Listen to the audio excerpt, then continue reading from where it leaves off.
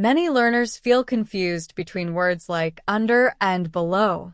Both talk about something being lower, but they are not used in exactly the same way.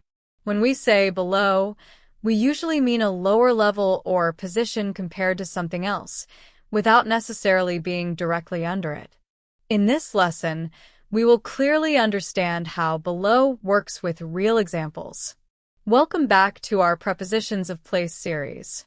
In the last episode, we learned about over, which shows covering and movement from one side to another. Now, we move downward to learn below, a very common and important preposition that describes something at a lower level. Below simply means at a lower level than something else. It does not always mean touching or directly under something. It just shows that one thing is placed at a lower height or position compared to another. We use below in many everyday sentences. For example, the sofa is below the picture, the table is below the fan, and the second shelf is below the first one. In all of these examples, one object is at a lower level than the other. In nature, below is very easy to understand. Birds fly high in the sky, and the trees are below them. This does not mean the trees are directly under the birds.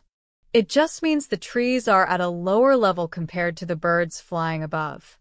In buildings, we often say things like, "My office is on the floor below yours." This means your office is on a lower level one floor down. Here, below clearly shows vertical position in a structure. Under usually means directly beneath something, often with close contact or covering. Below is more general. It only tells us that something is lower, not necessarily directly underneath. This is a very important difference to remember. Below is the exact opposite of above. If something is at a higher level, it is above. If it is at a lower level, it is below. These two words are like mirror images in meaning. We also use below for levels and measurements. For example, when we say, "The temperature is below zero," it means the temperature has gone under the zero mark. It's not about physical place, but the idea of being lower still applies. We also use below for water levels. You might hear someone say, "The water level is below normal." This means the water has dropped lower than the expected or usual level. A common mistake is using below when under is more accurate. If something is directly underneath another object, especially with a small gap, under is usually the better choice. Use below when you want to show general lower position. Here is a simple memory tip. Think of below as below, which sounds like below. If something is low in position compared to something else, the correct word is below. Let's quickly revise.